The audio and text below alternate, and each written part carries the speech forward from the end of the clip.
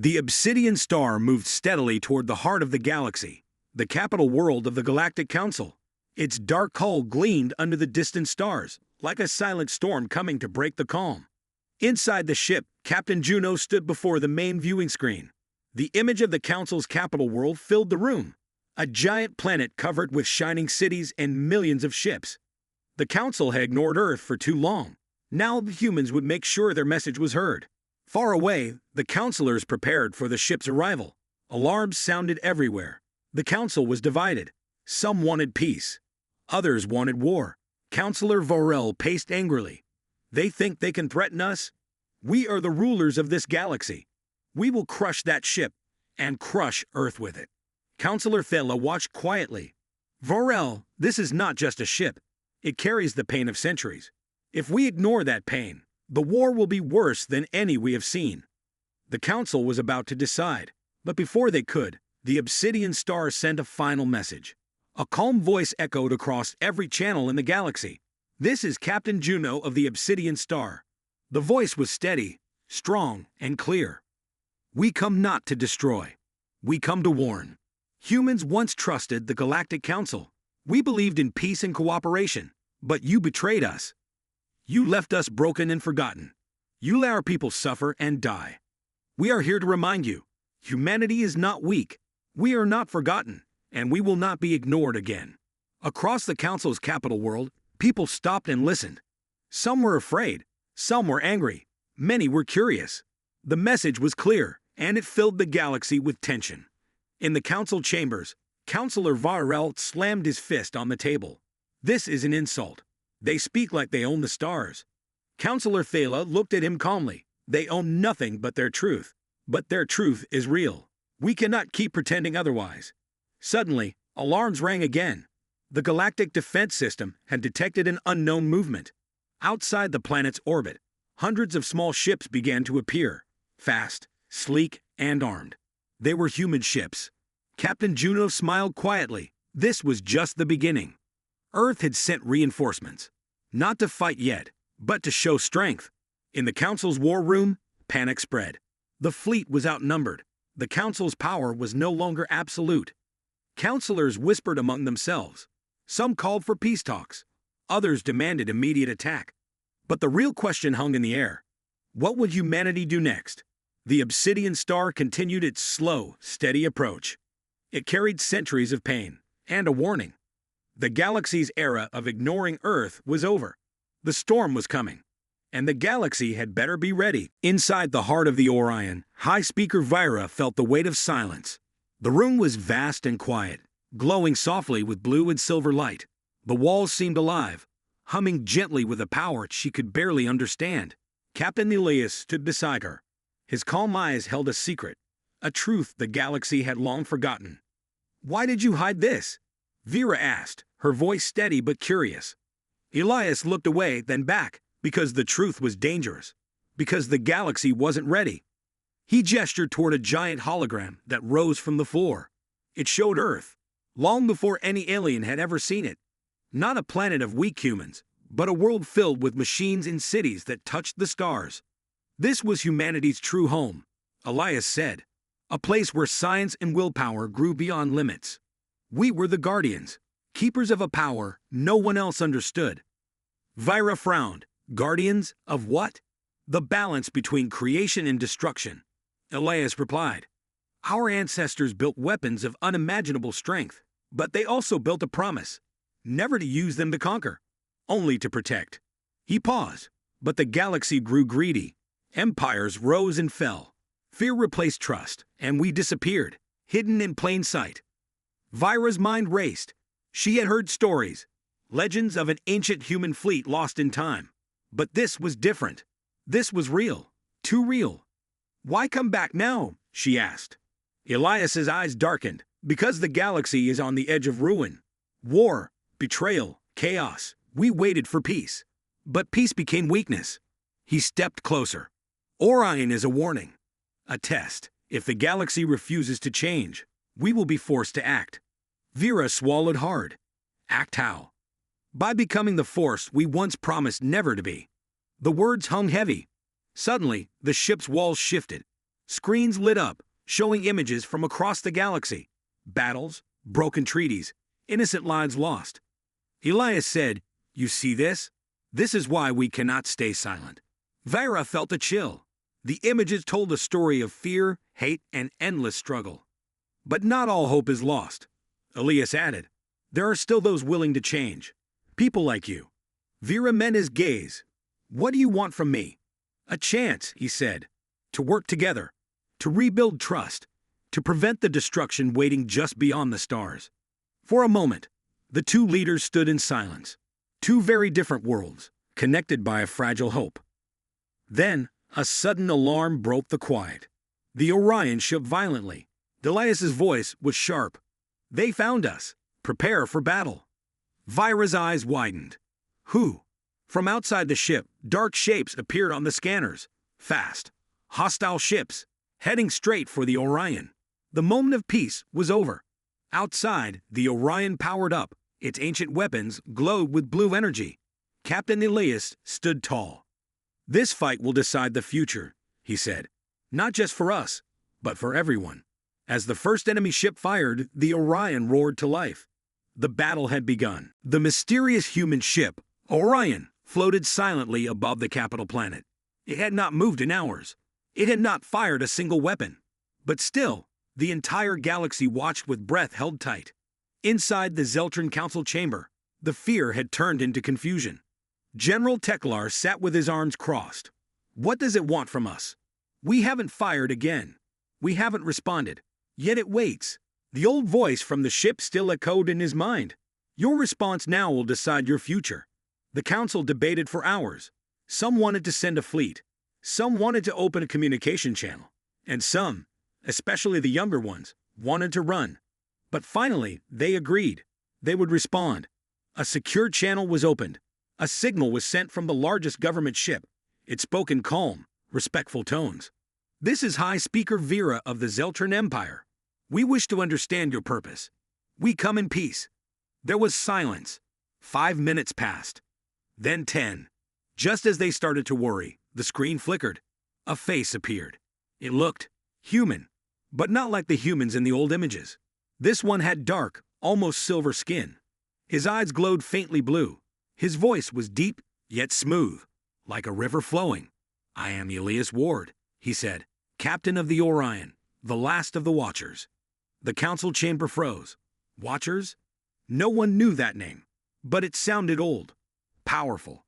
"You said your response decides our future," Vera replied. "Then tell us, what is this about?" Captain Elias stared into the camera. "Centuries ago, your kind hunted ours. You feared us. You called us monsters, warriors, destroyers.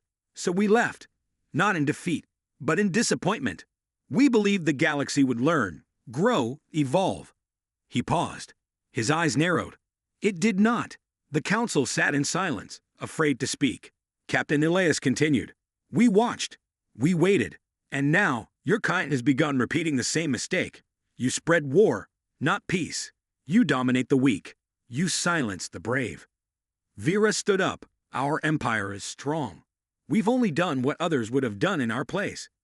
Elias tilted his head. "Strength without wisdom is a weapon with no handle. It cuts the one who wields it."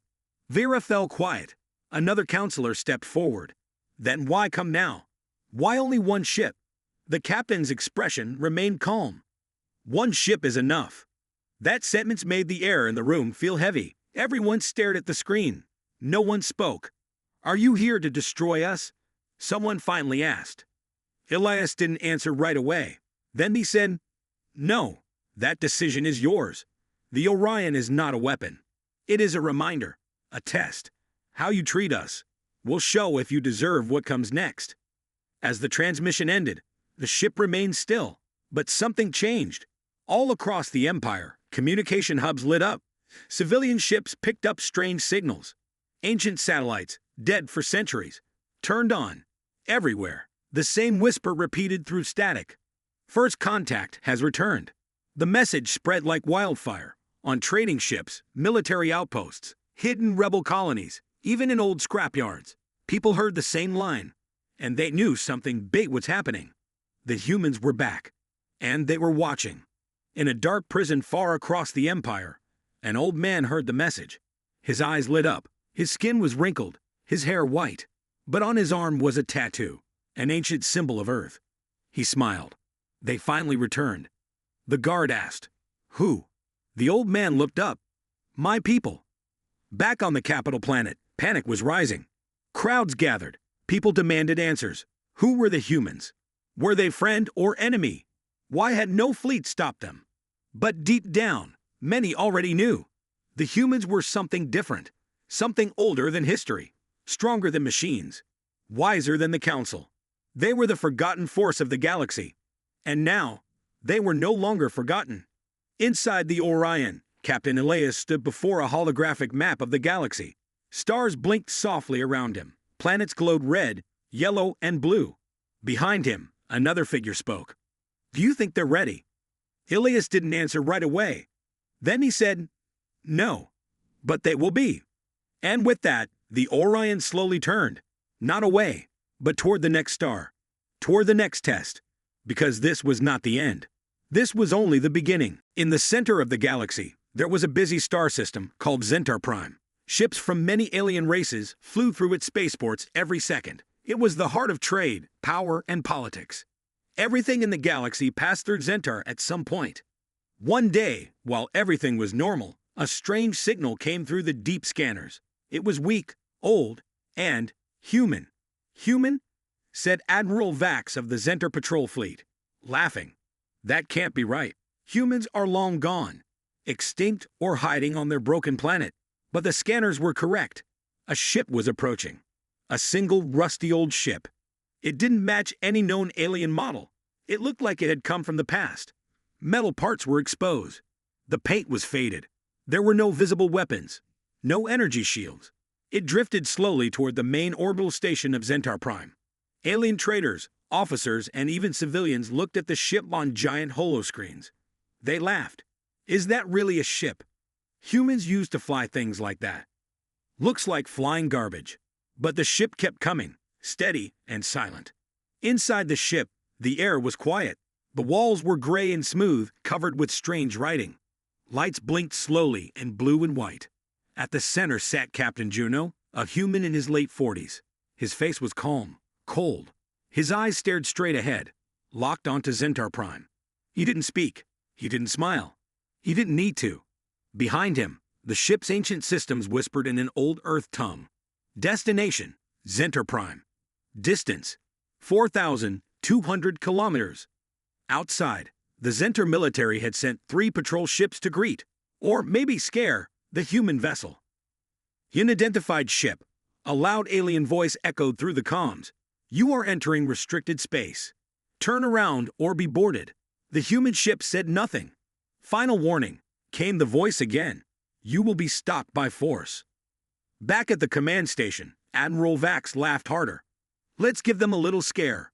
Fire a warning shot." A beam of red plasma shot past the human ship, just a few hundred meters away. It lit up space for a second, but the ship didn't flinch. It didn't slow down or speed up. It just floated forward. "That's odd," said one officer. No reaction at all.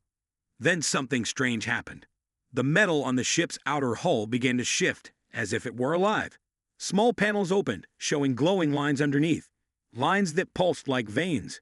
A soft blue light ran along the ship's body, and then, all the Zentar sensors went dark.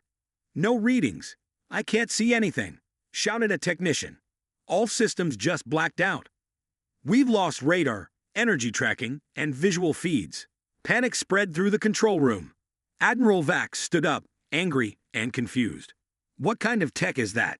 No ship should be able to do this." Back near the human ship, the patrols tried to back away, but their ship suddenly froze in space. Engines stopped. Lights shut off. It was like time itself paused around them. Inside one patrol ship, an alien pilot screamed, "Something is inside our systems. We're being controlled." One screen lit up inside their ship. It showed 2 human eyes, staring coldly through them. The message was clear. Do not follow. Do not threaten. Back at Zentar Prime, all laughter stopped. For the first time in many years, fear returned to the galaxy's most powerful system. "This can't be real," whispered Admiral Vax. "That ship, it's from Earth." No one answered him. No one could. The ship wasn't just old. It wasn't just human. It was something more, something forgotten. And it was heading straight for them. The ship Orion was no longer just a mystery. It had become a legend overnight. Across the galaxy, people whispered its name.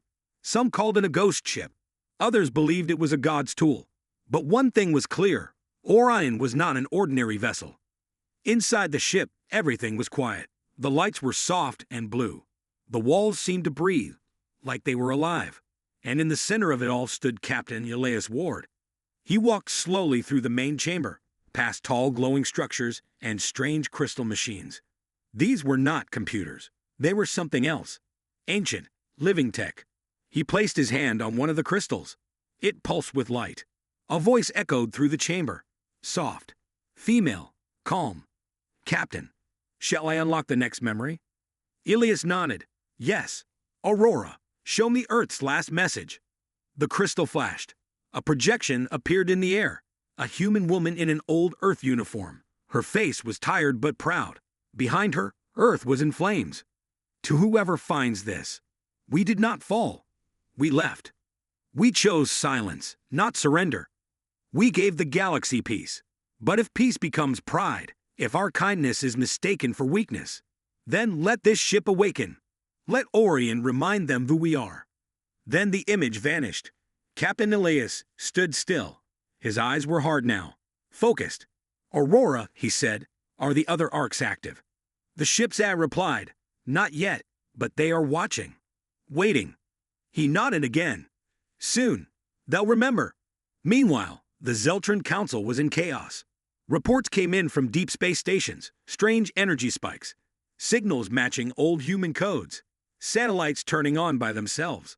Counselor Dren slammed the table. "They are preparing for war." But General Teklar shook his head.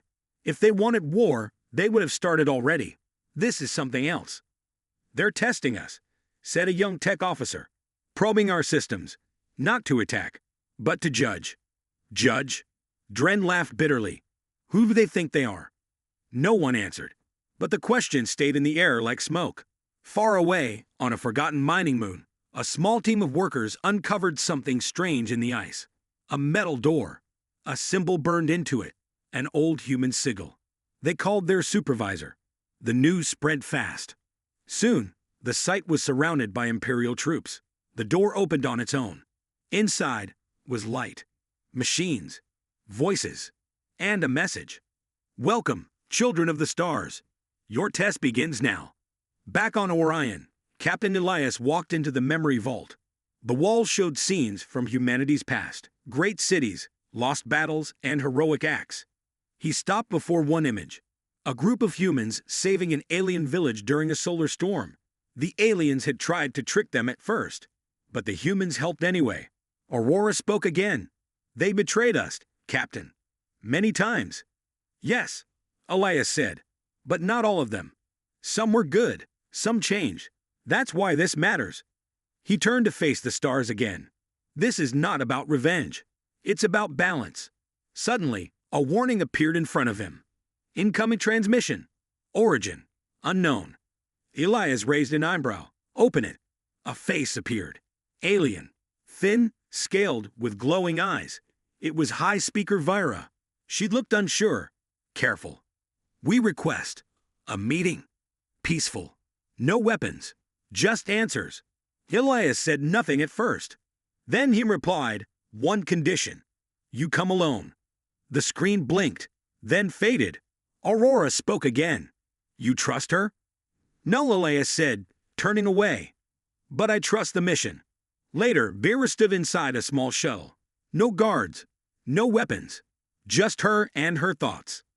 As she flew toward the giant human ship, fear filled her chest. But also something else, curiosity. What secrets did Orion hold? And why did one ship feel more dangerous than her entire fleet? As her shuttle entered the hangar, lights guided her to land. The doors opened. Captain Elias waited. He looked calm. But behind him, the ship pulsed with strange, powerful energy. Vera stepped forward slowly. "I came for peace." Elias nodded. Then let me show you the truth. And with that, the heart of Orion opened. What she saw inside would change everything she believed. Forever, the galaxy had never seen such a sight. The Obsidian Star, once a rusty forgotten ship, now led a powerful human fleet. The capital world of the Galactic Council was no longer safe. The humans had returned, and they were ready. Inside the council chambers, panic turned to fear. The great rulers of the galaxy realized they had underestimated Earth and humanity's strength. Councillor Vorel shouted, "We must strike back. We cannot let them control the capital." Councillor Thela shook her head.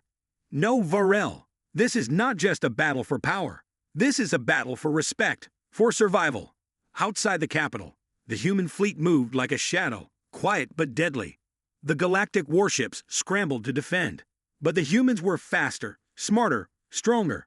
Captain Juno stood on the bridge of the Obsidian Star. His eyes were calm, but his voice was firm. This war is not about hatred. It is about justice. He looked at his crew. "We fight for those who were forgotten, for those who suffered." The battle began. The human ships used tactics the galaxy had never seen. They moved in perfect silence, striking with deadly precision. Galactic ships exploded one by one. The Council's defenses broke. But the humans did not destroy everything. They spared cities, homes, and innocent lives.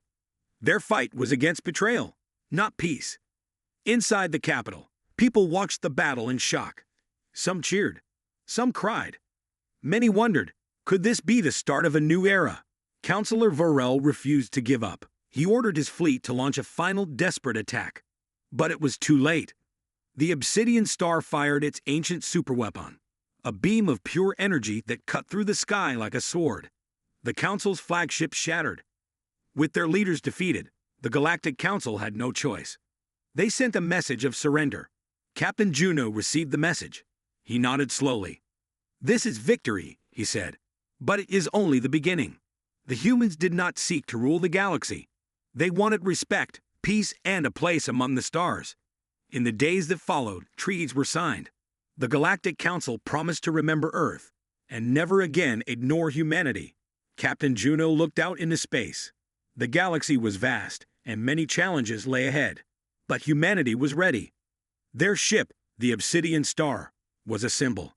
A symbol that even one small human ship could change the fate of the galaxy. And so, from the ashes of betrayal, a new star rose. The star of humanity. Outside the Orion, the black void of space exploded with light and fire. Enemy ships surged forward like waves crashing against a stormy shore. Captain Elias stood at the command bridge, eyes sharp, heart steady. The ancient ship hummed with power beneath him. This was no ordinary battle. "Shields up," he ordered. "Prepare weapons. Target their engines first." The crew moved quickly, their hands sure and practiced. Orion's ancient cannons glowed blue, ready to fire. The first enemy ship shot a beam of red light. It struck the Orion's shield, making a loud crack. "Hold steady," Elias shouted. The Orion responded, firing a pulse of energy. One enemy ship exploded in a brilliant flash. But more came, faster and stronger. "Captain," a young officer warned, "they're using swarm tactics." Elias nodded. "Then we will show them the power of one." Deep inside the Orion, the AI Aurora helped the crew. Her voice was calm, steady, guiding every move. "Enemy ships closing in from starboard," she said. "Energy levels rising. Weapon systems at maximum." The crew worked together like one mind, firing, dodging, and striking back. Outside, the space around Orion lit up with laser beams and explosions. The enemy ships screamed and burned, but they kept coming. Elias focused on one ship, a large command cruiser. "This one leads them," he said. "Target their command ship." The Orion fired a precise blast. The cruiser shook, then started to fall back. But then, more ships arrived. Faster, deadlier. On the enemy command ship, General Clore gritted his teeth. "They underestimate the humans," he growled. "This is no ordinary vessel." He ordered his fleet to surround the Orion. Destroy it. No mercy. Back on Orion, the crew felt the pressure. Systems strained. Alarms blared. "We can't hold much longer," said one officer. Elias clenched his fists. Then we make every shot count. He activated the ship's secret weapon, hidden deep inside the hull. A massive energy cannon, powered by ancient technology. Prepare to fire the Titan's heart, Elias said. The ship shook as power built inside. Blue light flooded the room. Outside, the enemy ships closed in, ready to strike the final blow. Suddenly, a blast of pure energy shot from Orion. It hit the enemy fleet like a thunderbolt. Ships exploded. Others scattered in fear. The battlefield fell silent for a moment. Inside, Elias breathed heavily. This fight is far from over. But today, we made a stand. Vyra looked at him, respect in her eyes. This changes everything, she said quietly. Elias nodded. It must. Or the galaxy will fall. As the stars glowed around them, the two leaders knew this was just the beginning. The battle for the future had only just begun.